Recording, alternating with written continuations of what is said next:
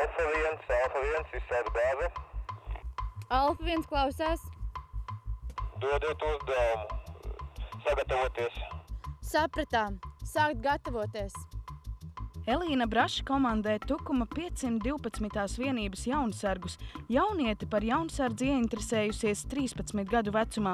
Šobrīd pēc pulkā pavadītiem 5 gadiem viņa ir fiziski norūdījusies, prot raiti izjaukt ieroci, sniegt pirmo palīdzību, orientēties un izdzīvot mežā ekstremālos apstākļos.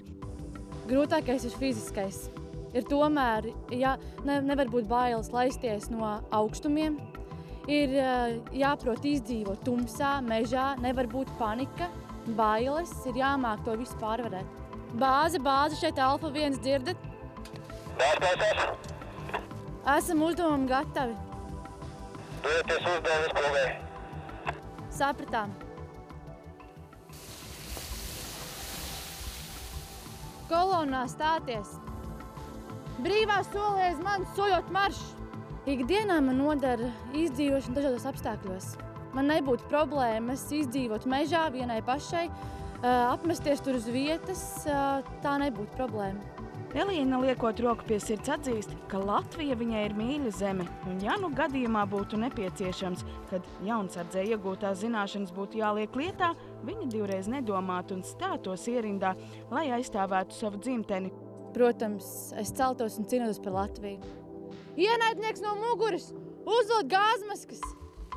Jaunietei esot jaunsardzes rindās ir nācies cīnīties ar bailēm. Tām mācībās neesot vietas. Īstam jaunsargam jāprot viss un jāpārcieš jebkādas grūtības.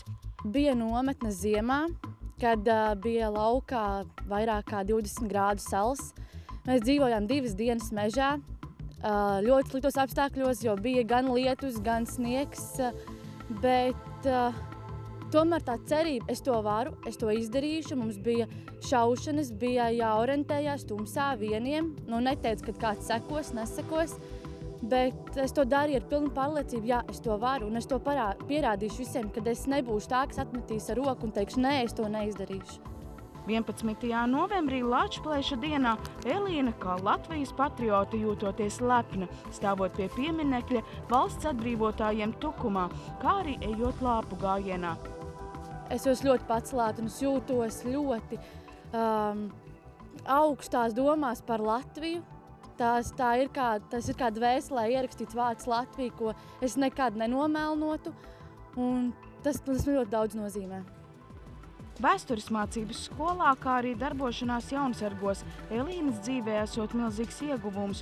Viņa saprot, cik tomēr trauslā zemē mēs dzīvojam un ir jāciena piemiņa par tiem vīriem, kuri gājuši bojā, lai katrs no mums varētu elpot un dzīvot brīvā valstī.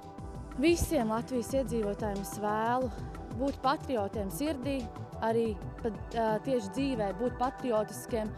Un šos vārdus atzīmēt ar cieņu pret cilvēkiem, kuri darīja labu, lai mūsu valsts pastāvētu.